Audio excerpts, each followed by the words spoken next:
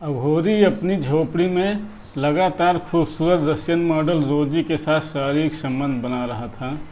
वो अघोरी देखने में जितना डरावना लग रहा था, रोजी देखने में उतना ही खूबसूरत लग रही थी। रोजी की प्यार भरी सिसकारियाँ उस झोपड़ी में लगातार गूंज रही थीं।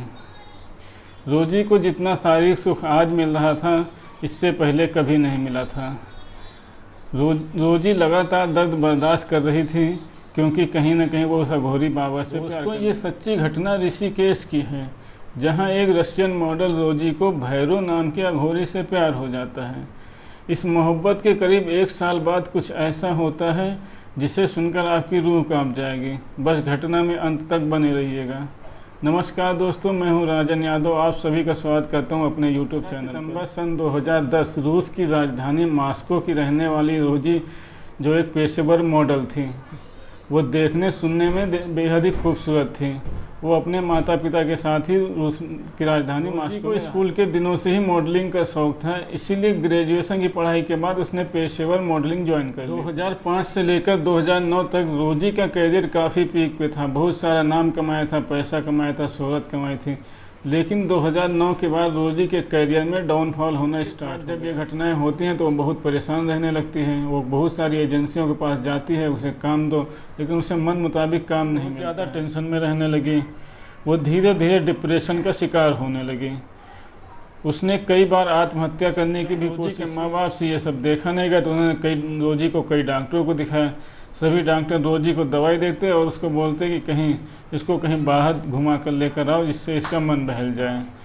अच्छा, रोजी के जो माँ बाप थे रोजी को कई जगह बाहर घुमाने ले गए, लेकिन मन मुताबिक उनको परिणाम गुमसुम सी बैठी रहती थी और कुछ किताबें वगैरह पढ़ती रहती थी। कुल मिलाकर रोजी की ज़िंदगी अब नीरस होती जा रही थी। लेकिन रोजी की सेहत में धीरे धीरे कुछ सुधार होना शुरू हो रहा था। एक दिन रोजी ने अपने माँ बाप से कहा कि उसे इंडिया जाना है। इंडिया में बहुत सारे तीर्थ स्थल हैं, धार्मिक स्थल हैं, वहाँ जाके वो घूमना चाहती हैं। वो 2 महीने के लिए इंडिया जाना चाहती है ताकि उसका मूड अच्छा हो जाए। अब जो रोजी के माँ बाप थे वो उसकी खुशी के लिए तैयार हो जाते हैं और उस रूस से इंडिया आने की तैयारी करने लगते हैं। अब जो रोजी थी वो भी तैयारी करने लगती है और उसके माँ बाप भी इंडिया आने की तैयारी। मई 2011 रोजी मॉस्को से चलकर नई दिल्ली आने वाली फ़्लाइट से नई दिल्ली आ जाती है। नई दिल्ली से वो सीधे ऋषिकेश चली जाती है। वहाँ उसका पहले से होटल बुक था। वो जाकर वहाँ सारा दिन आराम करते हैं और दूसरे दिन सुबह तैयार होकर घूमने के लिए चली जाती हैं। वो सारा दिन ऋषिकेश घूमती हैं और शाम को एक घाट पर आकर बैठ जाती हैं। ये घाट थोड़ा सुनसान था और वो अपने मोबाइल में लग जाती है। इससे कब रात हो जाती पता ही नहीं चलता। एक अघोरी बाबा वहाँ पर आते हैं, अपना अनुष्ठान वगैरह शुरू कर देते हैं और तरह तरह की क्रियाएँ करने लगते हैं। रोजी दूर बैठी ये सब देख रही थी, क्योंकि इससे पहले उसने कभी इस तरह की क्रिया। बाबा तरह तरह की क्रियाएं कर रहा था, लगातार मंत्रोच्चारण कर रहा था। तभी रोजी के फ़ोन की घंटी बजती है और फ़ोन होटल से था।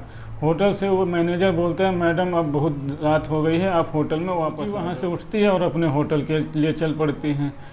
अच्छा, अगले दिन रोजी फिर सुबह सुबह तैयार होकर ऋषिकेश के योगाश्रमों में घूमने के लिए जाती हैं।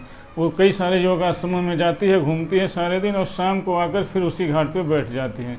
फिर अपने वो फ़ोन में लग जाती है। कब रात हो जाती है उसको पता ही नहीं चलता।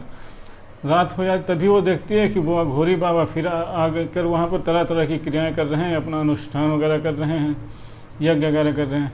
अब रोजी के अंदर ये सब जानने की जिज्ञासा। अपनी जगह से उठती है और उसमें जाकर उस अघोरी के सामने बैठ जाती है। तभी वो अघोरी जब अपनी आंखें खोलता है, देखता है खूबसूरत विदेशी लड़की उसके सामने बैठी हुई है। वो खूब तेज़ फर्राटेदार अंग्रेजी में उससे बात करने लगता है। रोजी ये देखकर सन्न रह जाती है कि यहाँ के साधु महात्मा भी इतनी तेज़ फर्राटेदार अंग्रेजी में बात कर लेते हैं। दोनों काफ़ी देर तक धर्म और दूसरी चर्चाएँ करते हैं। चर्चा करते करते रोजी बाबा से उसका नाम पूछती हैं।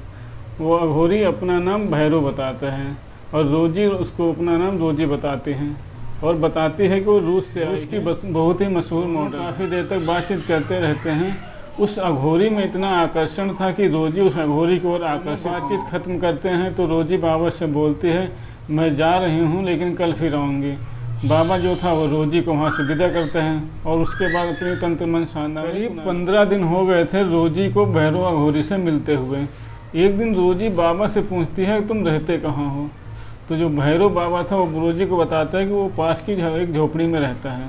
तो रोजी बोलती है कि उसे उसकी झोपड़ी देखना है। तो जो बाबा घोरी था वो रोजी को अपनी झोपड़ी में ले जाता है, उसके लिए चाय वगैरह का इंतजाम करता है। चाय वगैरह पीने के बाद रोजी बाबा से बोलती है कि उसे खाना खाना है। तो बाबा जो था उसके लिए खाना वगैरह का इंतजाम करता है। दोनों खाना खाते हैं, उसके बाद बातचीत करने लगते हैं। बातचीत ख़त्म करने के बाद रोजी वहाँ से चली जाती है और बाबा से बोलते हैं कल फिर आऊँगी।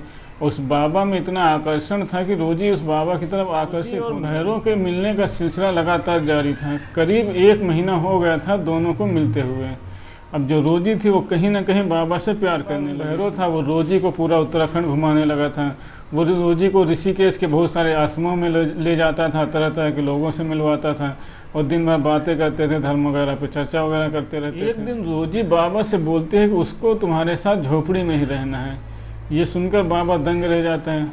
वो बोलता है नहीं, तुम झोपड़ी में नहीं रह पाओगे, झोपड़ी की ज़िंदगी बहुत ही संघर्षमय होती है। रोजी थी वो अपनी जिद पे अड़ जाते हैं कि नहीं उसको तुम्हारे साथ झोपड़ी में ही रहना है। अब जो बाबा था वो मान जाते हैं। अच्छा, रोजी जो थी उसी रात अपना सारा सामान होटल से लाकर उसी झोपड़ी में शिफ्ट हो जाते हैं। अब दोनों साथ साथ को भैरव के साथ झोपड़ी में रहते हुए करीब 1.5 महीना गुजर गया था। एक दिन रोजी बाबा भैरव से बोलते हैं कि वह उससे प्यार करने लगी है, लेकिन भैरव उसको साफ मना कर देता है कि उसकी ज़िंदगी में इन सब चीज़ों के लिए कोई जगह नहीं है। लेकिन रोजी जिद करने लगती है, रोने लगती है कि अगर तुम उसको प्यार नहीं करोगे तो गंगा में कूदकर अपनी जान दे देगी।